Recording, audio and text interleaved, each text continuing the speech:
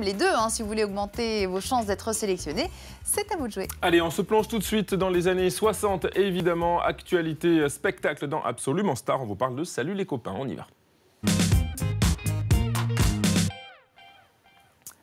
Et oui, on fait un bond en effet dans les années 60 et cette semaine, eh bien, l'équipe d'Absolument Star a rencontré toute la troupe de Salut les copains. Et c'est tout de suite, alors on en profite, regardez. Bonjour, c'est Salut les copains pour Absolument Star sur M6. C'est Salut les copains. Salut les copains, c'était une émission de radio puis un magazine mythique. Le reflet de toute une époque, les 60s. Aujourd'hui, Salut les copains, c'est une comédie musicale qui fait revivre en chanson la génération yéyé. Laisse tomber les filles, un jour c'est toi qu'on laissera. Le spectacle retrace une folle décennie de tubes au travers de l'histoire de trois couples, dont Pierre et Nicole, incarnés par Alexandre et Marie, que nous avons rencontrés en compagnie de Vincent, l'idole du spectacle. C'est trois couples complètement différents, mais qui ont la même insouciance de l'époque et qui vont vivre à travers ces années qu'on va suivre tout le long. Vous voyez, il y a le couple rigolo, le couple un peu glamour, on peut le dire, le couple un peu plus rock. Il y a de tout, il y en a pour tous les goûts. Ils se sont mariés il y a 2 ans. J'ai cru que j'étais enceinte. Alors qu'on n'avait jamais couché ensemble. Je ne le savais pas.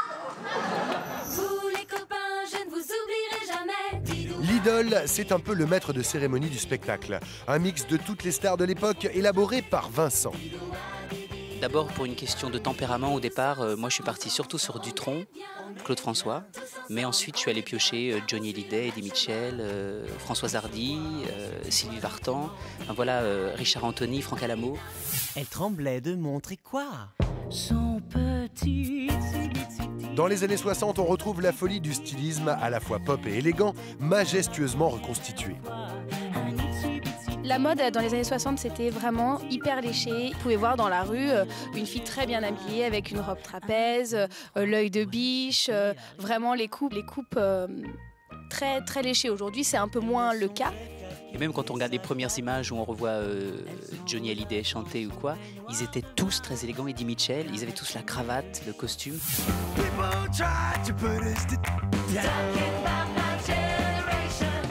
Du mythique concert Place de la Nation où Salut les copains réunit 200 000 jeunes en folie en mai 68, le show fait littéralement revivre toute une époque dorée.